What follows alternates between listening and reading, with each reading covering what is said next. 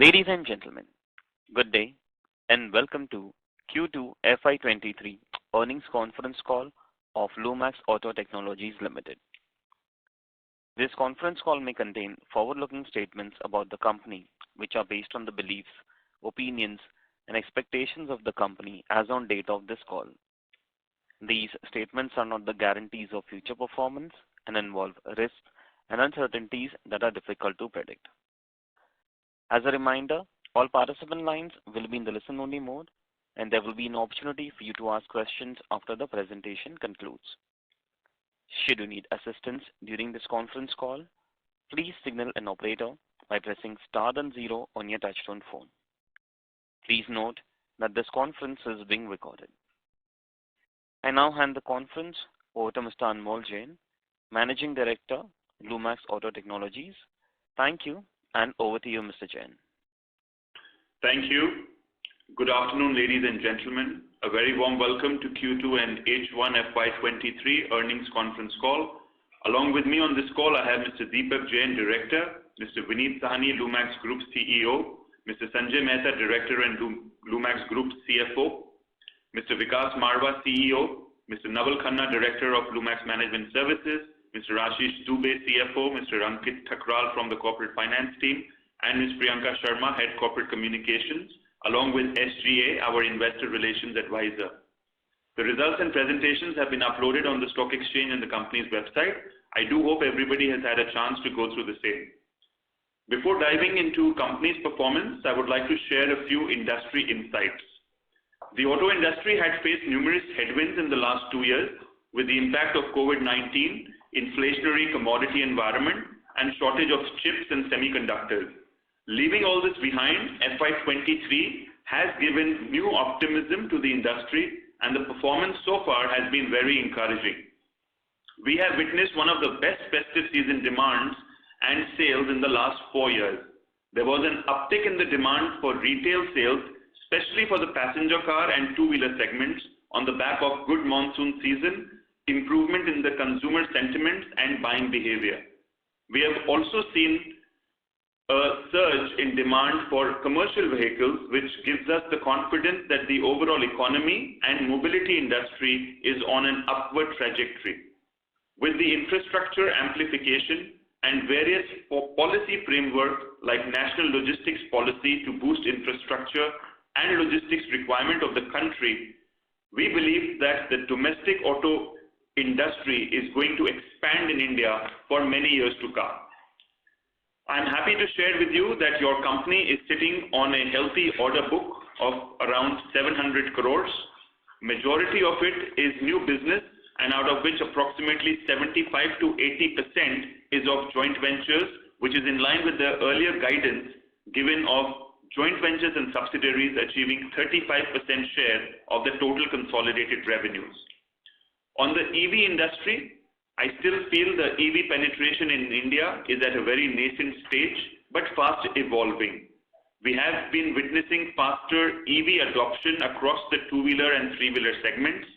Increasing demand for EV vehicles by consumers have been pushing the OEMs to plan for multiple product launches in the coming years in the EV space, opening up a huge opportunity for the auto industry. We at Lumax are continuously upgrading our products as per the evolving industry dynamics, and we continue to invest significantly in R&D for the development of futuristic products. Let me now speak about the Q2 and H1 FY23 for Lumax Technologies. During the quarter, we have made the following launches: the gear shifter for Toyota Hyryder, Maruti Grand Vitara, and Mahindra Scorpio Classic. And in the commercial vehicle segment, the urea tank for Tata Ace and Winger models. With continuous new launches by the OEMs, we have also been able to garner new businesses. Our content per vehicle and kit value has been increasing due to our presence across multiple product categories and long-standing relationship with almost all major OEMs in India. We have also noticed an enhanced demand for premium products across segments, which helps us realize better revenues and margins. On the revenue front, the company recorded its highest ever quarterly and 6-monthly revenue at rupees 487 crores and rupees 909 crores respectively. Not only the quarter gone by, but also the October auto numbers reported by various OEMs are very encouraging, and the H2 looks optimistic and promising on the back of improved consumer sentiments. This is also noticed in the long waiting periods of many vehicles that have been launched recently. Speaking of entity-wise, the standalone entity caters to integrated plastic modules, aftermarket business, chassis and swing arm for two-wheelers, trailing arm for three-wheelers under the metallic business, and two-wheeler lighting. The standalone entity has contributed 71% of the total consolidated revenues for H1 FY23. Lumax Mano Allied Technologies, the 55% subsidiary which manufactures manual, AMT and automatic gear shifter systems and has the market leadership position, contributed 16% to total consolidated revenues. Exports business of automatic gear shifters for a global platform is on track and is performing well. We are also working in tandem with our joint venture partner to increase our reach to newer markets globally.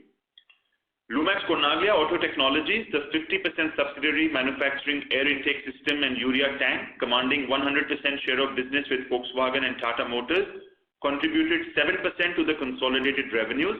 The company had received business nomination for plastic tanks from one of the major OEMs, the SOP of which is expected in Q4 of the current fiscal FY23.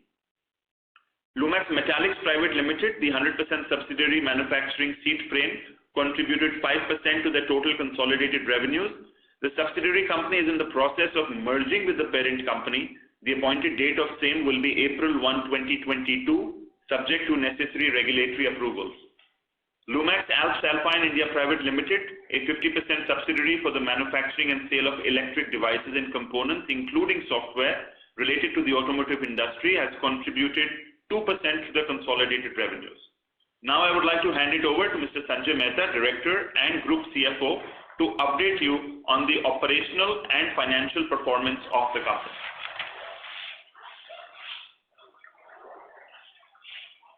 Good afternoon, everyone. I will brief on the operational and financial performance for Q2 and H1 FY23. For H1 FY23, integrated plastic modules contributed 25% of overall revenue, followed by aftermarket at 19%, gear shifter at 16%, chassis at 14%, lighting products at 8%, emission at 7%, and others at 11%. Two and three wheelers contributed 40% to overall revenue, passenger car at 24%, aftermarket at 19%, CVs at 9%, and others at 8% for H1 FY23. For more detailed operational highlights, one can refer our investor presentation uploaded on the exchanges and company website. With respect to financial highlights, the consolidated revenue stood at rupees 487 crores for Q2 as against 403 crores last year Q2, up by 21%. For H1 23, consolidated revenue were up by 37%. EBITDA margin stands at 12.2% for Q2 FY23 as against 11.9% for Q2 last year. The person you are speaking with has put your call. I'm audible? Yes, sir, you are. The EBITDA for Q2 FY23 includes one-time income on sale of property amounting to rupees 1.5 crore, impact of which comes to 0.3% for the quarter. The EBITDA for H1 is at 108 crore with margin of 11.9% as against rupees 66 crores with margin at 10% for H1 FY22, up by 190 basis points. The impact of one-time income is only 10 basis points for the half year. Profit after tax and minority interest for the quarter stood at 29 crores as compared to 23 crores in Q2 last year. PAT for H1 23 stood at rupees 51 crores. PAT margins stood at 6% and 5.6% for Q2 and H1 FY23 respectively. The capex incurred during H1 23 is 26 crores, including 4 crores on account of leasehold assets. With this, we open the floor for questions. Thank you very much. We will now begin the question and answer session. Anyone who wishes to ask a question may press star and one on their touchtone telephone. If you wish to remove yourself from the question queue, you may press star and two. Participants are requested to use handsets while asking a question. Ladies and gentlemen, we will wait for a moment while the question queue assembles. Participants, you may press star and one to ask a question. The first question is from the line of Abhishek Kumar Jain from Dolat Capital. Please go ahead. Thanks for the opportunity and congrats for great set of numbers. Sir, my first question is the plastic integrated part. So during this quarter, we have seen a very strong growth. Is it the growth in the Honda two-wheelers volume, or is there any new client addition? So thank you. No, so the major reason has been the growth of Honda two-wheeler, which is about 35% on a Q1 to Q2 basis. And also along with that, the volume increase of HMSI, if you see, that has been pretty much in line with this growth. So majority of it is because of the two-wheeler plastic, which has grown in terms of volume. So who are your key clients in the plastic integrated parts? It's the Honda two-wheelers and Bajaj only? That's correct. So Bajaj and Honda two-wheeler are our major customers for the two-wheeler plastic. And then we have for the four-wheeler plastic, Maruti Suzuki as our customer, as well as Hyundai Kia as a tier 2 arrangement through one of the tier 1 suppliers to Hyundai Kia. So that is the current arrangement between the four-wheeler and the two-wheeler plastic. So in what is the contribution of the four-wheeler plastic out of the total plastic integrated part? And so right now, the four-wheeler contribution in the total plastics would be about 10 to 15%, and almost close to 85% would be from the two-wheeler plastics. But clearly, the strategic intent is to grow the four-wheeler plastics business in the coming years, and hence the order acquisition also is in the same strategic outlook. We will have a stronger four-wheeler plastics order book going forward. So any order books in the plastic integrated parts you have from the large clients? Well, Suzuki and Toyota, as I mentioned, are our principal four-wheeler plastic customers. We are on some of the newer launched models like the Grand Vitara. And as I mentioned, as a tier 2, we are also supplying to Hyundai Kia for some of their models for the four-wheeler plastic business. Okay. And sir, we have seen an impressive revenue growth from the Mahindra and Mahindra. So can you throw some light on the order wins and the new business from the Mahindra and Mahindra? So clearly Mahindra has been a very strong player, and if I see 6 months, Mahindra's own growth is almost 70%. Obviously, we have grown almost double of that. In value terms, we've grown almost 115% with Mahindra in 6 months current year versus 6 months last year. So apart from the volume growth, I think it is also, as I mentioned, the premium vehicles are selling a lot more, and our contribution per vehicle and the kit value is much higher on the, for example, gear shifters, the automatic gear shifters vis-a-vis the manual gear shifters. That has been one key reason for our stronger growth. The gear shifter business is the only business which is currently catering to Mahindra and Mahindra, and of course we also do the shift towers through the Lumax York joint venture, which has also grown in terms of volume. Okay. And sir, in the lighting business, there is a sharp drop in the revenue in this quarter, despite the strong quarter-on-quarter growth of the growth in volume of Bajaj Auto. So what is the reason for the drop in the lighting business revenue? Well, the lighting business really, if I look at it, is gone down. If I look at it from a quarter-on-quarter, year-on-year basis, it's 20%. But I think this is primarily driven by one specific plant where Bajaj's own, when you're looking at Bajaj's total production numbers, you are looking at consolidated from 3 plants. But our major exposure on the lighting is more in the Pantnagar facility, which saw a drop in the volume. Also the Chakan facility of Bajaj Auto, where we saw a drop in the volumes, primarily because of their own other supply chain issues. Okay. And but our volume share remains intact, so I don't see any reason why we will not come back with respect to Bajaj Autos as soon as the production stabilizes. Okay. And in aftermarket, sir, you have shown a very strong growth. Quarterly run rate is around 92-93 crores. So will this run rate is sustainable in the coming quarters? Yes, definitely. I think I've always maintained that I'm very bullish on aftermarket, and for first 6 months we see a 50% growth in the aftermarket, and it is in line with our midterm strategy of doubling the aftermarket revenues in about 3 to 4 years. So we are just following that long-term strategy, and definitely in the coming quarters we will see a similar run rate of aftermarket to continue. And what is the reason of this? What product additions you have done that led to a strong growth?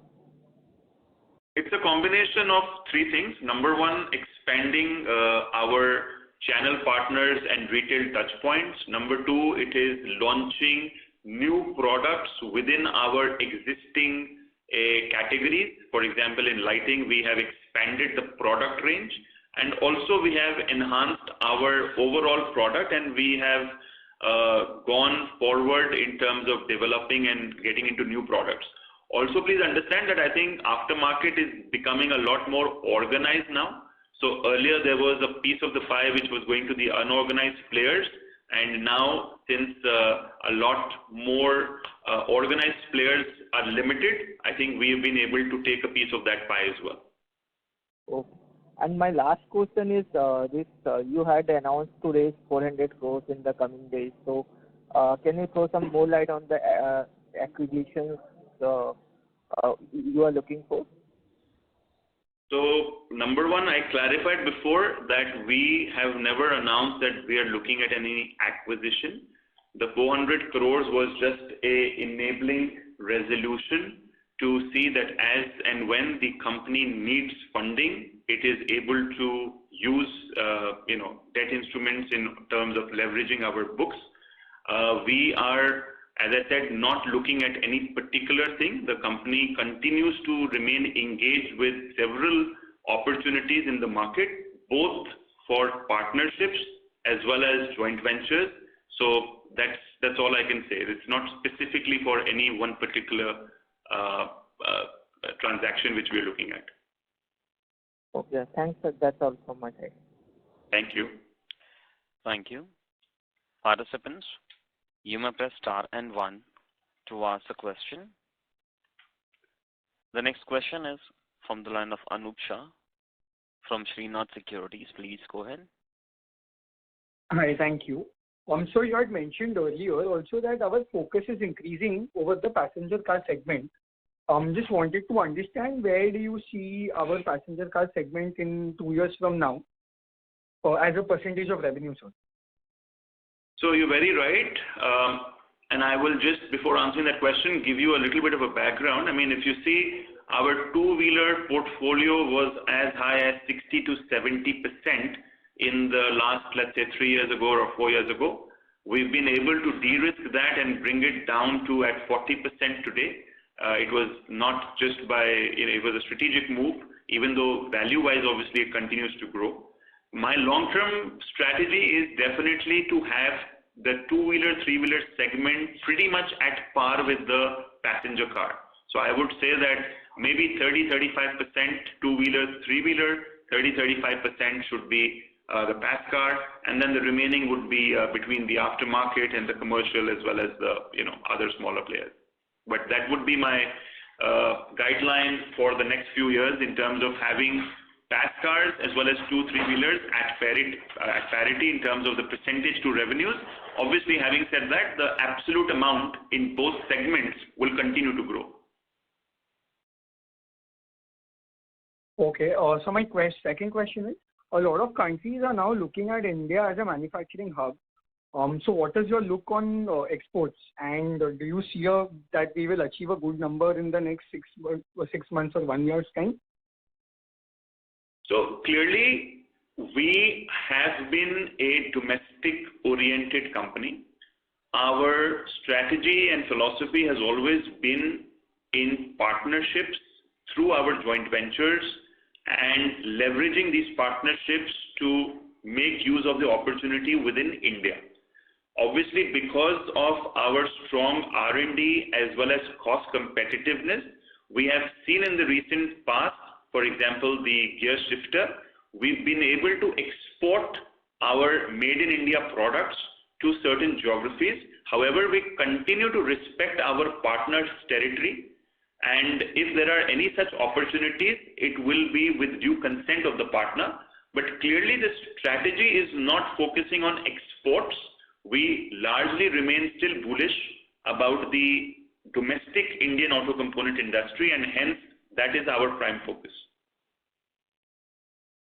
Okay, all right. And sir, just one last question. What is your capex guidance for this year?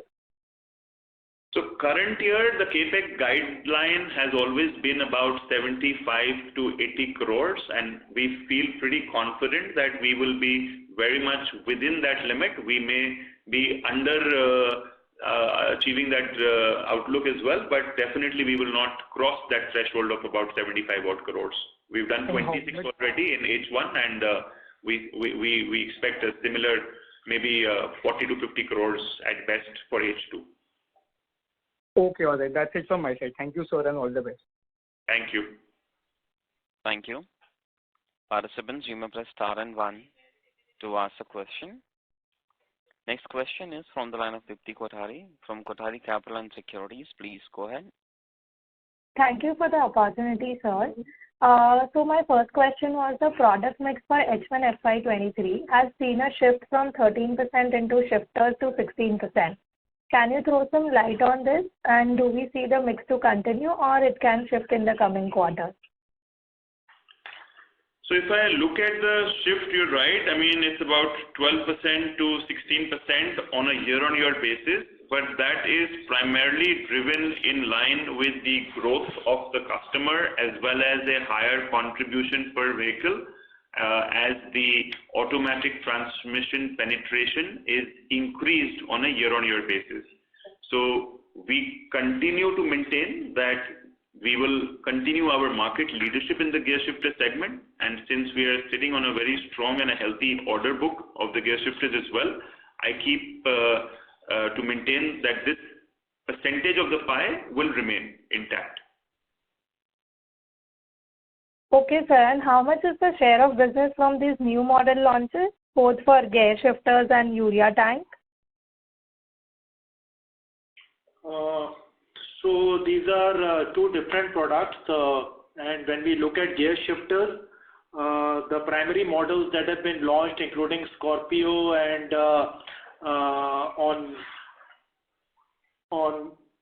Grand Vitara, and also the Toyota Hyryder, which are cross badges, we are 100% there on the variants of the various gear shifters, which shows a very strong presence with these customers. And also in the commercial vehicle segment, we are expanding now on the Lumax Cornalia portfolio with urea tanks. You may recall that we had started with the ACE platform in 2020, and we are now expanding onto the further onto the Winger and to the other models, where again we are coming in as single source on the new variants. So in terms of the overall guidance, in terms of the urea tanks, at our primary customer for commercial vehicles, we are looking at almost 70% share of business there on urea tanks. So answering to your question specifically, I think on shifter and the urea tank, I think I would say largely half of the growth which you are seeing would probably be pulled from new models which have done successfully, I mean, reasonably very well in the market. And sir, there were some news articles related to M&A activities with respect to Lumax. So are we looking out for some M&A or inorganic expansion? As Lumax, we continue to look at opportunities in line with our long-term strategy. I cannot divulge details, but we continue to hold discussions with at least 2 to 3 players at any given time, and we continue to evaluate these partnerships, be it joint ventures, be it inorganic growth. So that's all I can say, that this is something which is not specific, but this has been ongoing even in the recent years. So whenever there is something material which develops, we will definitely keep you updated. Okay. Okay, sir, that answers my questions. Thank you. Thank you. Thank you. Participants, you may press star and 1 to ask a question. The next question is from the line of Anjana Shah from Shah Investments. Please go ahead. Thank you for this opportunity, sir. 2 questions from my end. First, if you could throw some light on how do you see the EV industry panning out in the near future, specifically for our business? And are we seeing enhanced demand for EV and demand for product category? So the EV, I think, again, I've mentioned this in my opening comments, that we see a faster adoption of EV in the 2-wheeler, 3-wheeler segment, much faster than the passenger car. Lucky for us that most of our products are EV agnostic, and we are not at really a threat from any of the EV transformation. However, in the, let's say, next 2 to 3 years, I do not expect more than maybe about 5% of my revenue to come from EV, specific EV models. I'm talking about the current products, but the company strategically is evaluating the opportunities that exist in EV critical components. Those are components which only and only go for EV vehicles and are not compatible with ICE engine vehicles. So right now we are still on the strategic drawing board, but as soon as we have very firm plans, we will definitely let you know. But clearly the intention is to enter the EV market with EV critical components. Sure. Also, sir, where are we on the air intake systems we were building for Kawasaki? How is the demand for the product overall? Well, as you are aware that Kawasaki is a low volume super bike product, and we have 100% share of business there. But beyond Kawasaki, we are also now engaged in advanced RFQ activities for other 2-wheelers which are 350 cc and above. We are also in the process of enhancing our capacity, and as has also been shared with the investor community, we are in the process of setting up a new plant for Lumax Cornalia at Chakan near Pune, which expects to be commercialized by July next year. So this would entail a ramp up of capacity and then the reach out to the customers accordingly. Thank you. That was really helpful. Thank you. Thank you. Next question is from the line of Apurva Mehta from AM Investments Limited. Please go ahead. Yeah, sir. Congratulations on great set of numbers. My question was on the order book. Can you give a breakup of the order book of this 700 crore? Sure. Thank you, Apurvaji. Number one, the order book stands at roughly about 700 crores, out of which about 20% is replacement and about 80% is orders for newer models or newer customers. As I already mentioned, almost 75 to 80% of this 700 crores will be on joint ventures and subsidiaries, and only about 20 to 25% would be on the standalone entity. This is in line with our long-term strategy to have the joint ventures and subsidiaries at least at about 1/3 of the consolidated revenues. And this 700 crores is again divided into multiple domains, between mechatronics, plastics, electronics. That's primarily the key growth drivers, and obviously the transmission as well. And that has been strategically our focus area to try and get higher wallet share from the OEMs for these 4 domains. So we are again just in line with our long-term 3 to 5 year strategy. And this has to be executed over the next 12 months, right? No, so some of these orders will kick in only by FY25-26. I would say almost 50% of this order book should come into the P&L next financial year, FY24, moving up to maybe about 75% realization in FY25 and 100% realization in FY26. Okay. And on the PLI scheme, where are we currently and when can we reap benefits from this PLI scheme?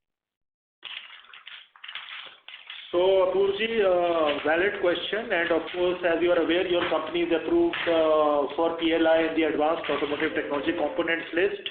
A major part of the CapEx minimum threshold commitment that we had put out in our application, which was approved, was to come from the oxygen sensor business.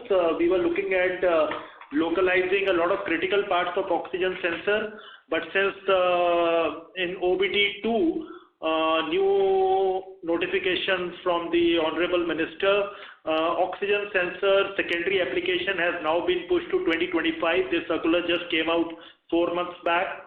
So the plans have been deferred for that much of capex investment. We are now very confident that in terms of the other categories, original investment plans, we will be catching the next year of investment cycle. So while the revenues are on board, we are being financially prudent in terms of the capex investments to meet the overall conditions. So from the PLI incentivization earn-out point, FY24 is going to be our first year now when we will be reaping reward of this. Okay. And on the expansion of new customer addition or new product addition, can you throw some light on any such new developments which has been happening? So in terms of new customers, again, there are a lot of opportunities that are opening up for the Lumax ALS, Lumax Yokowo, and Lumax Daimler and Lumax York joint ventures. These are the 4 joint ventures which will start kicking in respectable revenue from FY24 onwards. There are at least 2 two-wheeler manufacturers and about 3 four-wheeler manufacturers who will be then be catering to this. Also, while the OBD2 regulation has been deferred till 2025, since we were already quite well advanced in terms of our technical product approval with the new two-wheeler manufacturer. So there is a new two-wheeler manufacturer that we will be getting on board in another 6 months from now. Of course, we will by that time cross into FY24. So you can look at LATL same time next year of let's say FY24 in Q2. We'll be reporting in the addition of these customers. Okay. And normally we would have a better second half than the first half, which is currently in the first half we are there at somewhere around 910 crores. Can we have a better second half and touch our revenue close to 2,000 crores this year? Well, traditionally, yes, you're right. The H2 is usually better than H1. Again, to give you a sense that I think we will continue to grow at a very healthy rate, for the H2 as well. I'm not sure if 2,000 crore mark would be something which we will be able to cross in the full year, but definitely I think the momentum and the H1 growth will continue even in H2. So again, I'm not sure what that number means, but definitely we probably will be looking at a significant growth over the 12 months, maybe to the tune of 20 to 25% or so. Will it be much higher than the industry growth? Okay. And on the expansion, any expansion things we are happening on that, whatever you said on the fuel tank side, what is the size of the expansion and the order book if you can quantify that? The expansion of the order book in terms of, I mentioned to you that there is a 700 crore order book which the company is sitting on, and 80% of that is new orders and only 20% of that is replacement orders. I mentioned that, and this 700 crores is divided into across all the entities, but majority of it would be coming in the mechatronics, and as well as the plastics and transmission domain. Yeah, just I was talking about the fuel tanks thing, where we had SOP on for the Q4, which will, yeah. So, Apurji, we get into the commercial production, the SOP in February 2023, which will be the Q4 of this financial year. We get into the SOP of the plastic fuel tank. This will be a major launch and a major entry into this particular segment, and with this successful launch, we are already in the RFQ stages with 2 more commercial vehicle manufacturers now, and we are looking at aggressively expanding our rotational molding capabilities for plastic fuel tanks. As I mentioned a little earlier, the logic for taking a new facility and a much bigger plant, which will be almost 4 times the size of the new plant that we will commission in another 6 to 9 months from now, is to house these kind of mega products in the emission segment. So what will be the capex for that particular project? So we are trying to keep it a little asset light. The entry into the plastic fuel tank business is entailing a capex of about 8 to 10 crores. This is without the investment into land, plant and building, which is of course to accommodate everything together in the emission segment. And what is the size of this SOP? Can we just quantify that?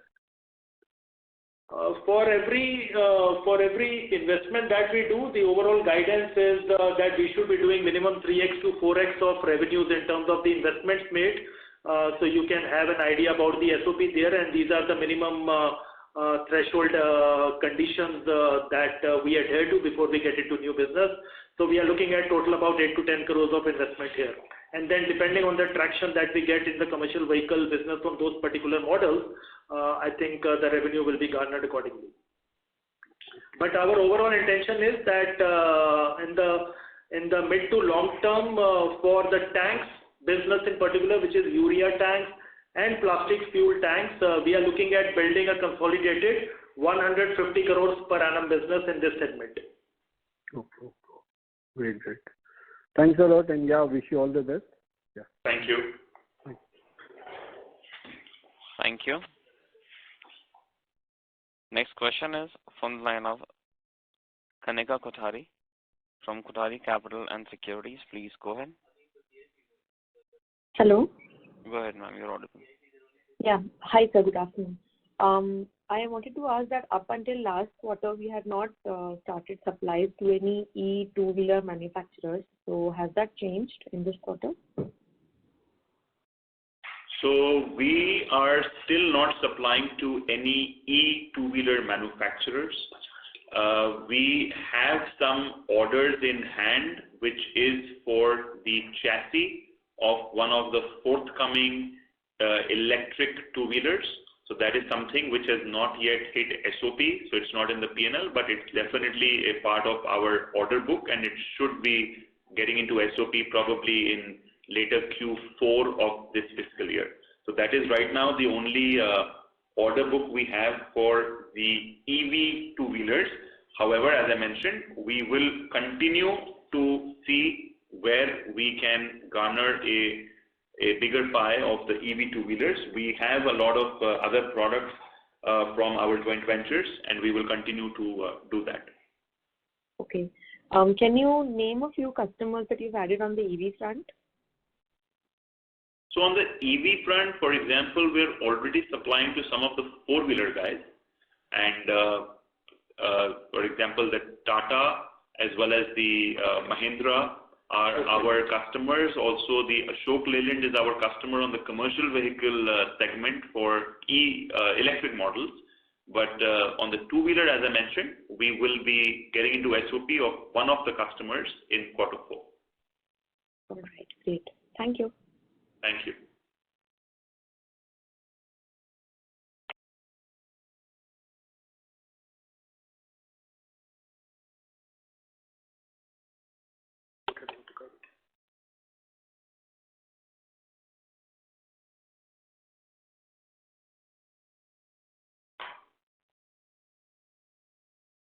So I'm not sure is the operator there.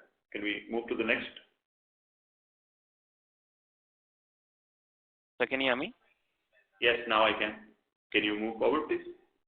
Yes, sir. The next question is from the line of Apurva Mehta. Please go ahead. Hello? Go ahead. Hello? Yes, Apurva, we can hear you. Yeah, I already have my question, so I'll move for the question. Yeah, okay. Thank you. The next question is from the line of Arun Agarwal from Kotak Securities. Please go ahead. Thanks for the opportunity, sir. So my first question is on your lighting business. If you could just help us out how that business is panning out, if you could just throw some light on that. So it's very clear, lighting business in this company is only and only limited to one customer, which is Bajaj Auto. So the lighting business in this company will pretty much grow in line with the Bajaj Auto's overall volume growth or technological shift to higher LED penetration.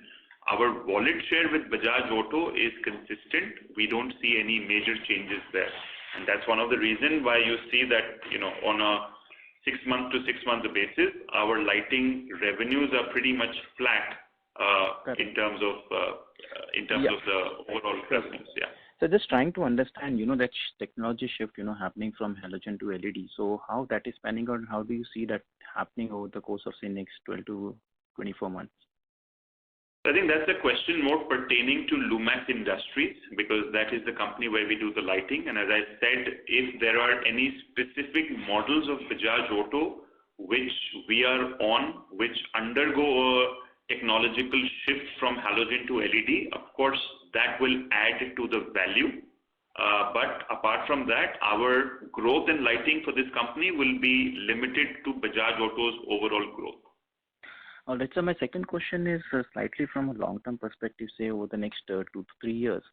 How do you see your revenue mix, panning out based on the order book that you have and, the company's focus areas on, both in terms of, in like say 2-wheeler, 3-wheeler passenger vehicle and aftermarket, and even from a product perspective. So could you just share your thoughts on that?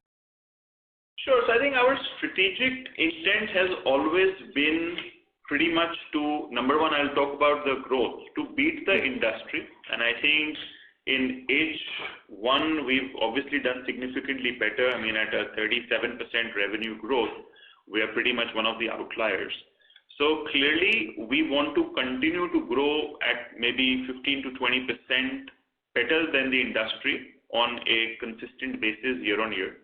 And again, strategically, we want to move aggressively on few of the focus areas of the business. One is clearly the aftermarket.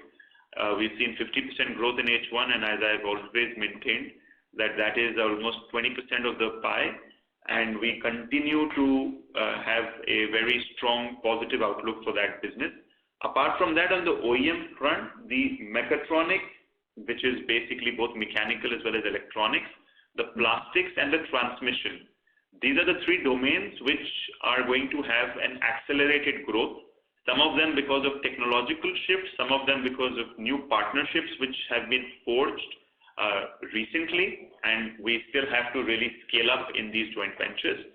So all of that will fuel our growth plans for the next 3 to 4 years. In terms of the mix, I already mentioned our endeavor is to have a equal share of the pie between the 2-3-wheeler segment as well as the passenger car segment. So I would say that almost 30-35% each is what we are looking at. Having said that, the 2-wheeler will continue to grow an absolute amount, but probably the passenger car will grow faster, and hence the 2-wheeler will come from 40% currently to maybe about 30-35% and stabilize at that. All right, sir. Thank you so much. Thank you. Thank you. Participants, you may press star and 1 to ask a question. Next question is from the line of Dhiral from Phillip Capital. Please go ahead. Yeah, good afternoon, sir.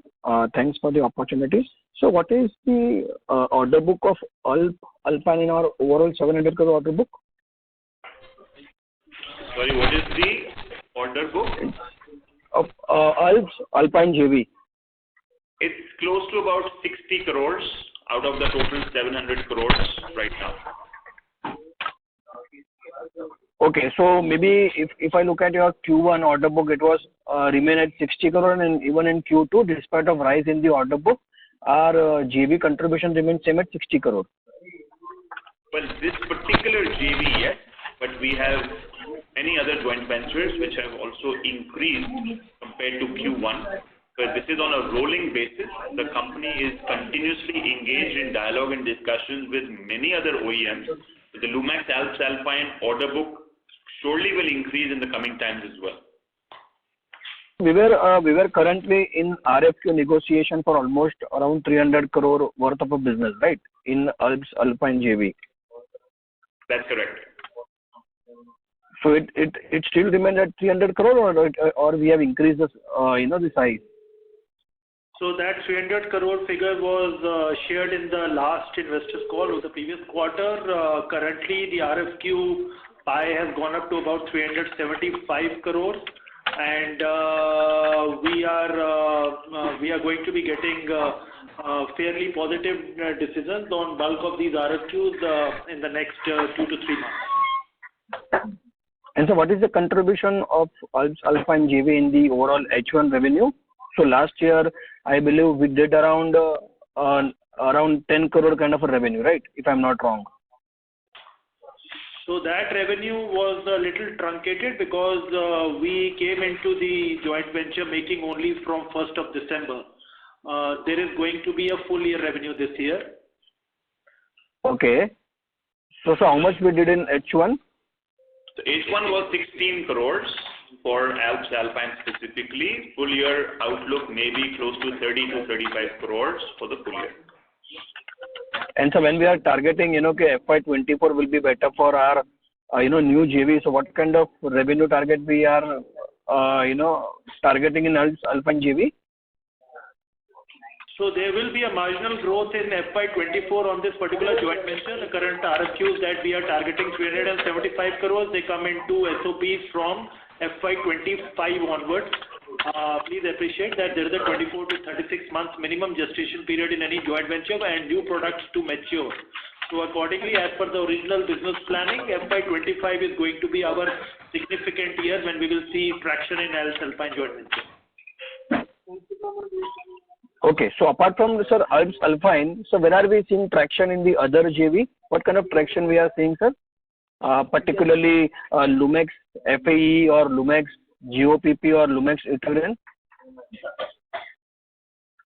So Lumax FAE is impacted by the government regulation again. We were expecting some very good revenues to happen in H2 of this year itself. However, all the OEMs have put their plans on hold on the secondary application of the oxygen sensor. So that particular joint venture will be growing by about 15 to 20% next year on Lumax FAE. Lumax YOP joint venture is gaining good traction. We have got some significant orders from major customer on a new product e-actuator, which will be manufactured for the first time in India. It's a brand new product. And also this company is right now close to finalizing business for shift towers. Currently the company provides only one product, which is control housing to one customer. The next year the product pie will go up to about 4 products in its domain, and we should be able to double up our revenues moving closer to about 25 crores. But again, the full ramp up of this joint venture is again expected in 2025, in FY25, because these are significantly advanced technology products. Lumax Ituran gets into SOP in March 2023 with a very major global commercial vehicle manufacturer, and the revenues are expected to grow by almost 6 times. In FY24, we are expecting a consolidated revenue of around 40 crore rupees in FY24 from this joint venture.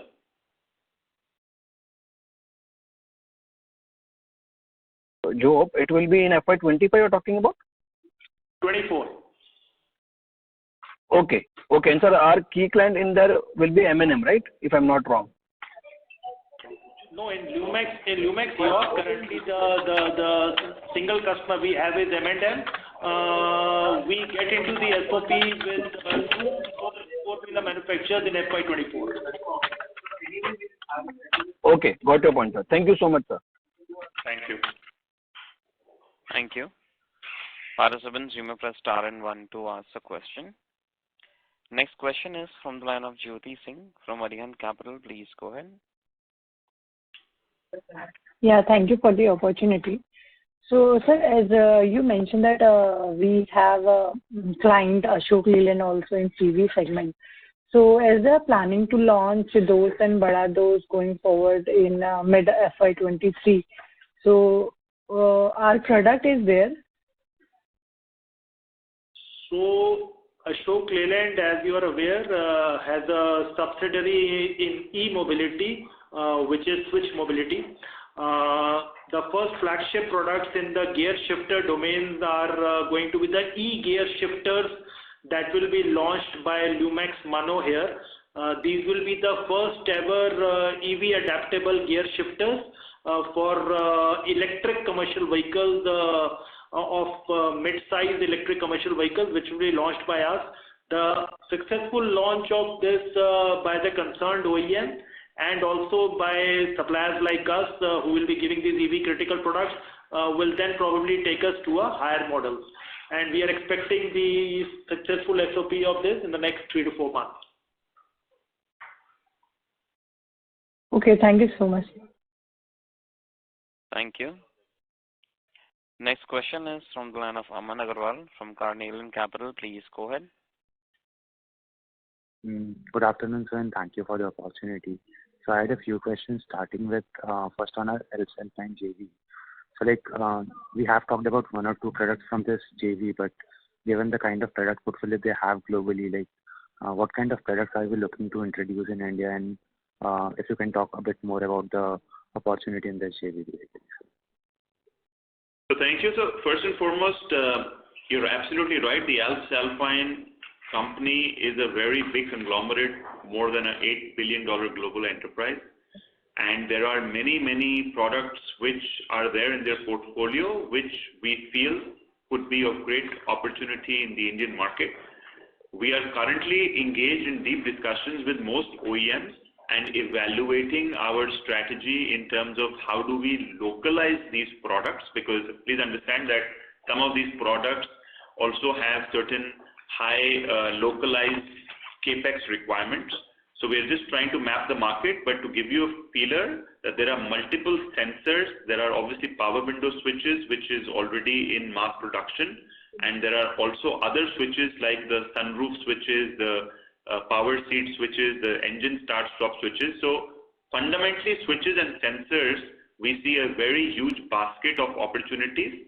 But again, that's something which we are engaged with our OEMs in discussion, and then we will let you know how and when we will be localizing these products for the Indian market. Understood, sir. My second question was on this telematics, which we are developing basically. So if we see mainly most of the auto ancillary companies are trying to get into telematics, and they are trying to develop telematics which will be used for autonomous related helping cars.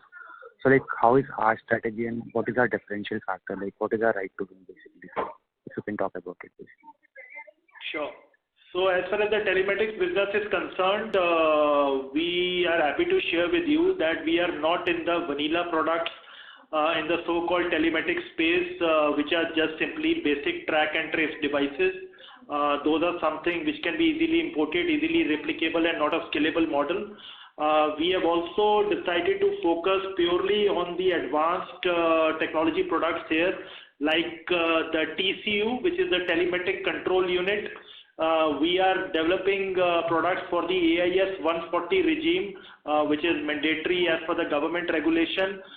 We are coming in with all kind of sensors and all kind of enabling software and firmware here in terms of the driving behavior, and trying to create a telematic control unit which pretty much operates like a black box that you see in the aircraft. So this is a very advanced model of technology development with the assistance of our technology partner Ituran from Israel. In fact, we are up against some of the biggest global players in terms of the RFQ management and winning the businesses against them. So that will be our play field. Understood, sir. And any OEMs we have gotten? Can I request you to come back in the question queue? Sure, thank you. Thank you. Next question is from the line of Devansh Goenka from Fusion Clothing Company. Please go ahead.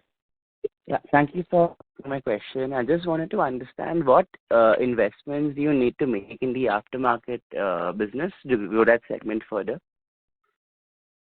So the aftermarket business is not a very capital intensive business.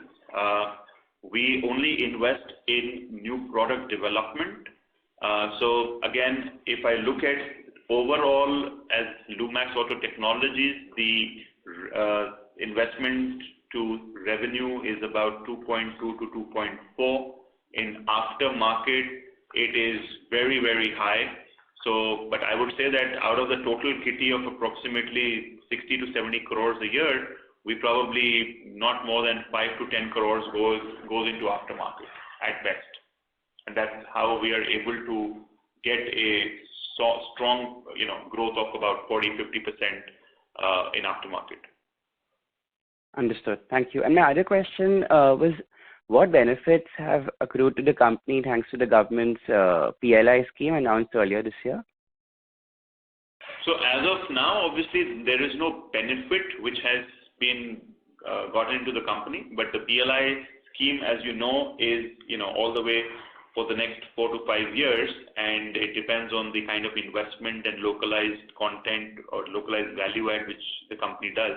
So the company does have capex plan, and the company is qualified as Lumax Technologies as a whole, including all its subsidiaries and joint ventures. So we will continue to invest in line with our PLI plan, and the benefit of that will obviously get realized only once the investments kick in and the revenue realization happens in the subsequent years. Understood. Thank you. That's all. Thank you so much. Thank you very much. Thank you very much. And now hand the conference over to the management for closing comments. Well, I take this opportunity to thank everyone again for joining into the call. We will keep updating the investor community on a regular basis for incremental updates on your company. I hope we have been able to address to all your queries. For any further information, please get in touch with us or Strategic Growth Advisors, our investor relations advisors. Thank you once again and stay safe. Thank you very much. On behalf of Lumax Auto Technologies Limited, that concludes this conference. Thank you for joining us. You may now disconnect your lines. Thank you.